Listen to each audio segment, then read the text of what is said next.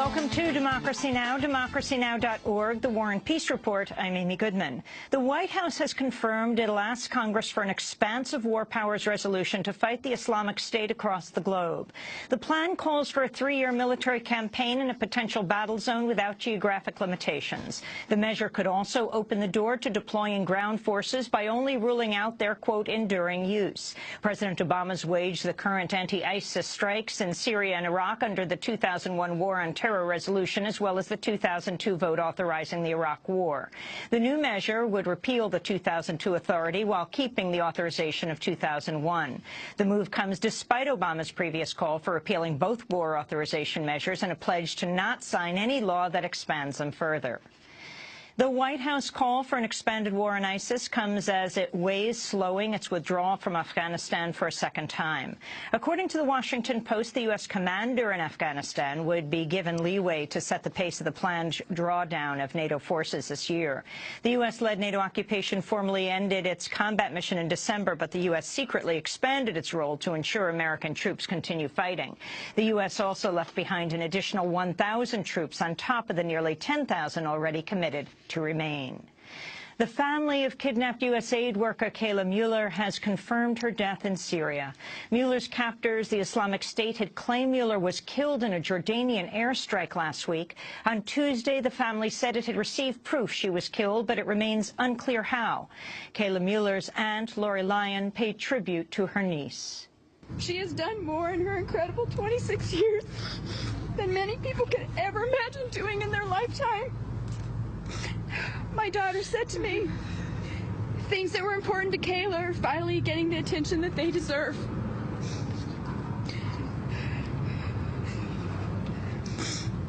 Kayla has touched the heart of the world. Kayla Mueller moved to the Turkish-Syrian border in late 2012 to work with Syrian refugees. She'd previously worked with refugees overseas, including Tibetans in India, Africans in Israel, and Palestinians in the occupied territories. On Tuesday, President Obama said he's heartbroken by Kayla's death, but defended U.S. policy blocking negotiations and ransom payments to militant groups like ISIS. We'll speak with Kayla Mueller's college roommate later in the broadcast. President Obama has urged Vladimir Putin to accept a peace deal with Ukraine, while warning of rising costs if the Russian leader does not. Obama and Putin spoke by phone ahead of today's talks between Russia, Ukraine, Germany, and France and Belarus. The White House says Obama stressed the importance of seizing the opportunity of the negotiations, while also warning the costs will rise if Russia continues backing Ukrainian rebels. Obama's call to Putin came one day after he said he's considering arming the Ukrainian government. A number of European countries, including France and Germany, have opposed military aid to Kiev. The talks come as eastern Ukraine is seeing some of its worst violence to date. At least 12 people were killed and 64 wounded in the city of Kramatorsk when a rocket struck the headquarters of the Ukrainian military's campaign. On the eve of today's talks in Minsk, Ukrainian President Petro Poroshenko called for the removal of Russian soldiers from Ukraine. This is absolutely unacceptable, and that's why we think that these crimes should be punished. We demanded immediate, unconditional ceasefire, withdrawal of the troops, closing the border, and withdrawal of all the foreign troops from Ukrainian territory. President Poroshenko said today he's prepared to impose martial law throughout Ukraine. Casualties were also reported from shelling in the rebel-held city of Donetsk.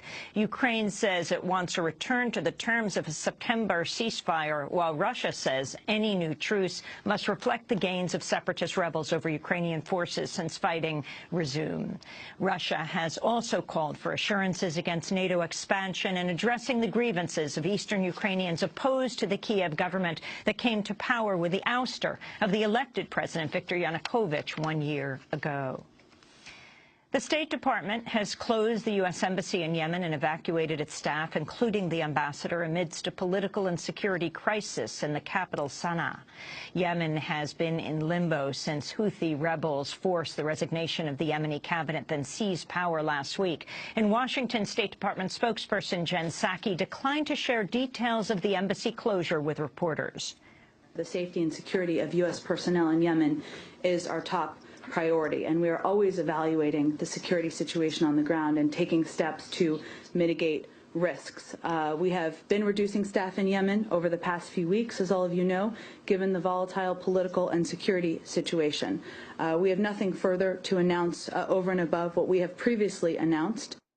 The Houthis have dissolved Yemeni parliament and named Mohammed Ali al-Houthi as the new president in place of the ousted Abdurrabbu Mansour Hadi.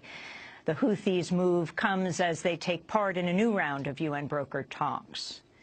3 Muslim students have been shot dead in an apparent hate crime at the University of North Carolina. The victims were killed Tuesday night when a gunman opened fire at a residential complex in Chapel Hill. They'd been identified as 23-year-old Dia Barakat, his 21-year-old wife, Yusor Mohammed, and her sister, 19-year-old Razan Mohammed Abu Salha. A suspect, Craig Stephen Hicks, has been arrested and charged with 3 counts of first-degree murder. Hicks had made online posts declaring himself a supporter of the group Atheists for Equality. The hashtag Chapel Hill shooting has spread across social media, with Internet users criticizing what they call a lack of national media coverage of the shooting. A grand jury has indicted a New York City police officer for the killing of unarmed African-American Akai Gurley last November. Gurley was in the dimly lit stairwell of a Brooklyn housing project when Officer Peter Liang shot him dead. We'll have more on this story later in the broadcast. NBC News has suspended anchor Brian Williams for 6 months without pay for making false statements about a 2003 incident in Iraq. Williams apologized last week after it emerged he'd wrongly claimed he was on board a U.S. helicopter downed by rocket fire. American soldiers publicly challenged Williams' account, saying he was nowhere near the aircraft that came under attack. Williams has blamed the fog of memory for his mistake, but in a statement, NBC said Williams' claims were wrong and completely inappropriate for someone in Brian's position, unquote. On Tuesday, Williams' former boss at NBC Universal, Bob Wright, defended the anchor by pointing to his favorable coverage of the military, saying, quote, he's been the strongest supporter of the military of any of the news players. He never comes back with negative stories. He wouldn't question if we're spending too much. And as Brian Williams is suspended, the nation's top satirist of the media and political establishment has announced he's stepping down sometime this year. On Tuesday, Jon Stewart said he'll retire as host of The Daily Show after a 16-year run. And those are some of the headlines. This is Democracy Now!, democracynow.org, The War and Peace Report. I'm Amy Goodman. And I'm Juan Gonzalez. Welcome to all of our listeners and viewers around the country and around the world. Juan, you have to wonder when one of the most trusted men in America, right, the top newsman, Brian Williams, admits he's engaging in fake news, and the king of fake news, so Williams is suspended, king of fake news, has retired. You wonder if they could just maybe change places? But also when the real questions about fake news are discussed in all of the media, and that's how they all got it wrong on weapons of mass destruction. Well, maybe Jon Stewart is opening up the possibilities now.